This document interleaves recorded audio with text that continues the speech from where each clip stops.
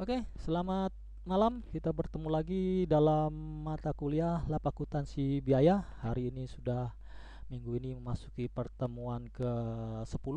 Kemarin pertemuan ke-9 kita sudah membahas sampai dengan neraca lajur. Oke, sekarang kita bahas. Ini saya download punyanya Indah Suntika ya. Anak kelas 632A31. Bagus sekali. Ini jurnal umumnya, silakan di cross check totalnya. Kemudian ini JKK-nya. Oke. Di JKK ada koreksi sedikit. Ini koreksinya nih, sudah saya tandain. Di sini 45900. Di sini transaksinya adalah pembayaran hutang. Berarti kita mengeluarkan uang, kita hutang, berarti ini pembelian ya. Kita lihat transaksinya 11 BKK. Di sini 11 BKK, 11 BKK, 11 BKK. Mana BKK 11? Nah, ini telah dikeluarkan kas banyak 45900. Kas 45900, benarkah? Di sini hutang dagang bukan? Kas 45900. Benar ya? Kas 45900.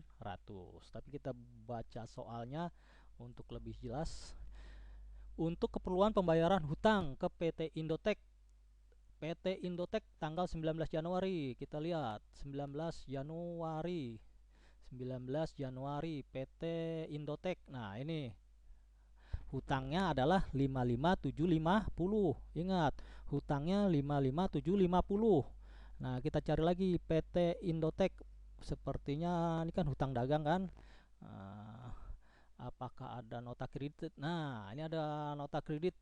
Telah mengkreditkan rekening saudara penerimaan kembali 5 CPU sebesar 4750. Ini dicatatnya di jurnal, kan hutang ya, kredit berarti di red jurnal umum ya, retur. Nah, ini posisinya kembali ya, jurnal retur harusnya ada di BB dipindah ke sini. Ini 4750, berarti tadi total hutangnya dikurangi ini kan Indotech ada retur 55750 dikurangi 4750, maka hutangnya tinggal mana jurnal kas keluar ya. Berarti hutangnya kita edit ya. Nah, hutangnya harusnya 51 juta. Ini direvisi, hutangnya menjadi 51 juta. Berarti nggak balance kan? Nah, berarti 500-nya kita masukin 5114, yaitu retur potongan, kalau kita hutang potongan pembelian. Nah, di sini dia juga buku besar belum. Berarti potongan pembelian tadi berapa? 5114 kan, potongan pembelian. Aduh, saya lupa saldonya apa tadi. Kas keluar 5114 kredit. Nah, berarti harus direvisi kredit. Nah, buku besar 5114 di sisi kredit ini sama dengan 5114. Jurnal, aduh jadi banyak insert nih. Jurnal kas 5114 5 juta, jangan yang ini ya, 5114 di sisi kredit di rekapnya. Nah, sudah kan? Nah, itu yang revisinya ini hapus jadi ke insert. Nah, ini sudah dipindahkan mana tadi? Kas keluar 5.100.000. Soalnya ingat tambahannya. Nah, di sini ya. Nah, ini kita edit.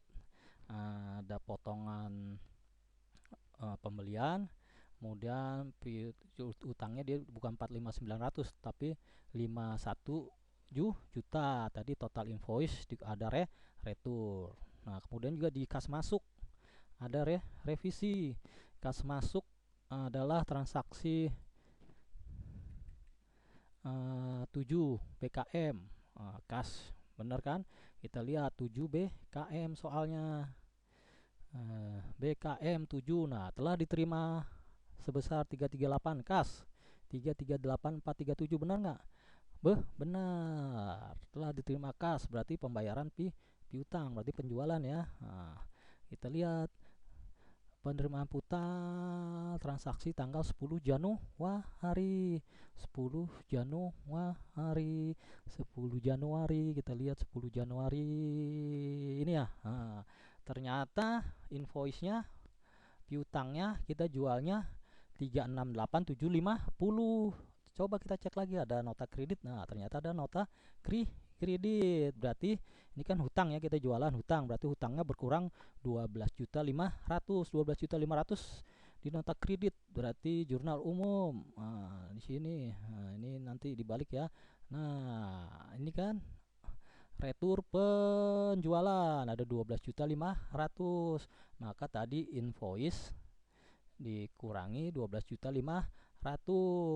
Nah, ternyata masih ada selisih. Berarti kasnya benar. Piutang dagangnya yang kita revisi. Piutangnya bukan 338 tapi 356.250, yaitu invoice dikurangi retur. Invoice ini 368 dikurangi 12.500.000. Maka kita kasih 4113. 4113 apa? Potongan penjualan. Kita cari buku besarnya. 4113 potongan penjualan. Saldonya apa? Nah, ini udah ya, udah saya pindahin. Kemudian di sini juga sudah dipindahin, berarti di kuning. Oke, itu revisinya.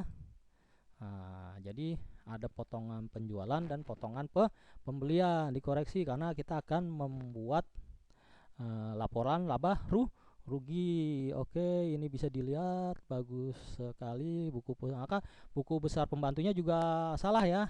Ini direvisi. Nah, ini Indotek komputer kan tadi di sini 51 juta kan. Nah, ini kan diskonnya, harusnya ini saldonya 0 sama ini hutang ya. Nah, pembelian juga tadi direvisi kan, saldonya yang 4750. Berarti piutangnya juga ada di revisi. Nah, ini saldonya 0 ya. Ini kan 5, ini piutangnya jangan 45.900 tapi 51 juta. Terus tadi yang kas keluar berarti ini Indotek ya kan, utangnya Indotek. Kita lihat ke besar pembantu Indotek.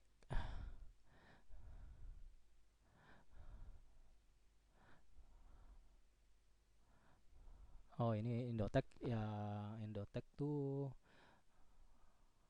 hutang ya. Nah, ini direvisi Indotek.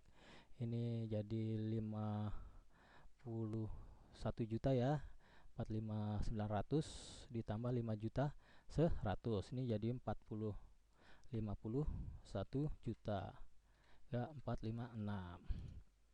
Kemudian kalau piutangnya tadi siapa? PT apa? Yang direvisi piutangnya penerimaan perdana equipment bukan 338 tapi 356. Perdana equipment, piutangnya perdana equipment. Nah, oke, nanti ini direvisi 368.750. Harusnya berapa tadi?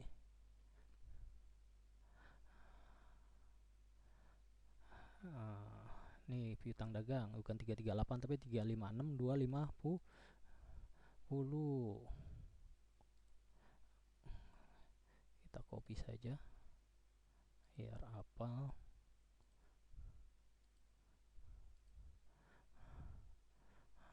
Perdana, ini harusnya kita ganti dengan ini angka ini ya. Oke, harap diperhatikan, maka dia saldonya juga berubah. Oke, neraca saldo tinggal disesuaikan nanti. Ingat, berarti ini potongan pembelian ada isinya. Oke, kemudian potongan pembelian ada isinya, potongan penjualan juga ada ya.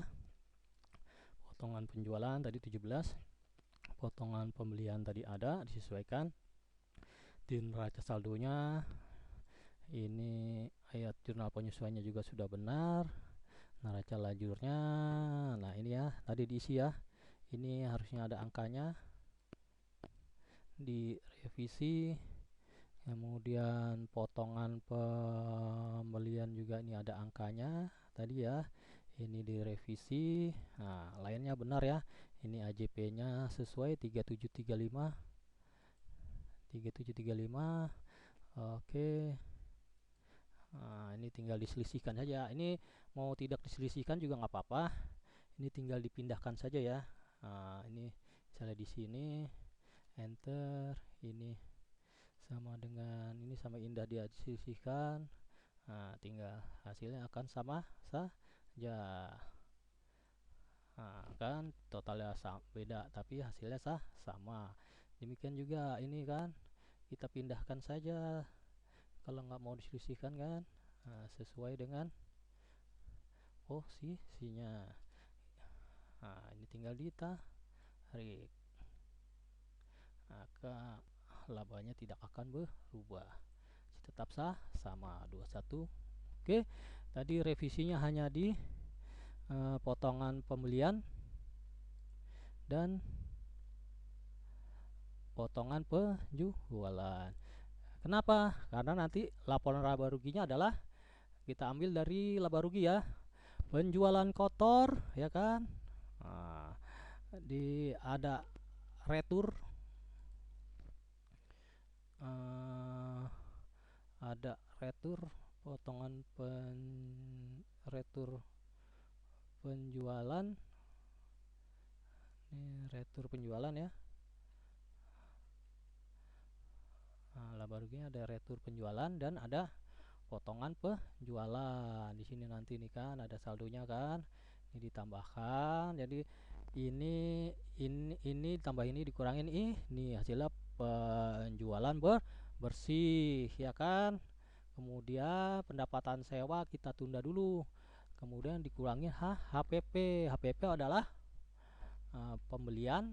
Nah, ini kan pembelian ditambah biaya angkut, ya kan, ditambah biaya angkut. Kemudian disesuaikan dengan potongan pembelian ya. Tadi saldonya apa kan? Kemudian dikurangi retur pembelian. Nah, ini pendapatan sewa pembelian diselisihkan. Nah, penjualan bersih dikurangi ini kan. Jadi pembelian ditambah biaya angkut dikurangi retur pembelian dan potongan pembelian. Hasilnya adalah laba kotor. Kemudian laba kotor ditambah pendapatan lain-lain, pendapatan sewa. Kemudian itu pendapatan. Kemudian dikurangi biaya ini. Oke. Seperti itu. Oke. Selanjutnya bisa kalian kerjakan ya.